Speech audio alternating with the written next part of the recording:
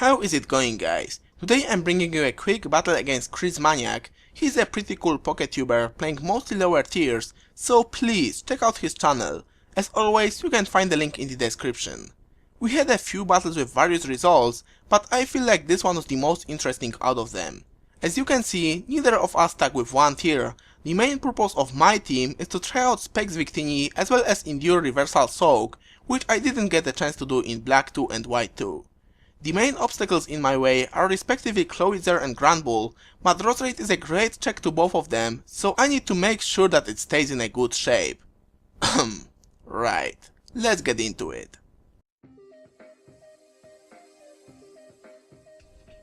A little with original meanwhile, the exact same one you have seen in my Black 2 and White 2 PO battles to set up my Stealth Rocks, which will be helpful against Magmortar and Chatot, his two best answers to Rose Rate.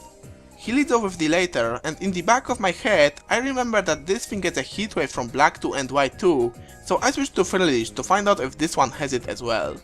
He just taunts me on the switch and then goes to Cradily to absorb my Scald. I kinda saw that coming, but figured that double switching to Rose Rate is way too risky. Then I go right back to Mawile as he sets up his Stealth Rocks and set up Stealth Rocks of my own as he brings in a Ditto to scout my moveset and probably get surprised seeing it. Knowing that all he can do is Seismic Toss me, I switch back to Frillish to absorb it, but he does the same and brings in a Magmortar to deal with me. That obviously puts me in a better position, because although like most of Magmortars he is carrying Thunderbolt to deal with water types, it only does just over half, but unfortunately, damage dealt by Scald isn't more impressive and he manages to live it as well. It leaves him low enough, however, that he is neither not going to leave the next Stealth Rock switch in nor another Life Orb recoil, so I'm pretty sure that he's not gonna overpredict at this point and just go for another T-Bolt, which is why I switch to Rose Rate and take it nicely. Now here is my biggest mistake. At the time of this battle, I thought that Rose Rate outspeeds Chatot, while in reality they don't even speed tie, with Chatot being base 91 and Rose Rate base 90. The first alarming sign for me should be right there, when he outspeeds and taunts me before I put him to sleep, but no, I ignore that completely and it's gonna come back to bite me hard not much later. For now I go to Frillish and let him finish me off with two Chatters to get a safe switch to AC 130 for some bird on bird action. He knows that he is not gonna come out alive from that, so he switches to Granbull as I protect to activate my Toxic Orb. With lowered attack, I know that Facade won't take him out in one hit, so I U-turn back to Mawile, sponge a Play Rough like a beast and then double switch to Rose Rate predicting his Cradily, but instead he goes back to Chatot, and guess what happens next? I die. Just like that. There goes my check for Granbull and Clowitzer. This is why you should always check the speed tiers instead of risking it like I tend to do. Anyways, I go back to Swallow, he once again brings his Granbull, but now with Guts activated, I no longer give a fuck about his Intimidate as Facade is still an easy to hit KO. I go for a U-turn instead to gain a switch advantage and seeing a Cradily, go right to my Specs Victini and demolish him with a blue flare, which by the way looks amazing this gen, doesn't it? Not sure about my item, he goes back to Ditto to once again scout my moveset, and once again, knowing that the best move he can hit me with is a Thunder, I switch to Soak to take it.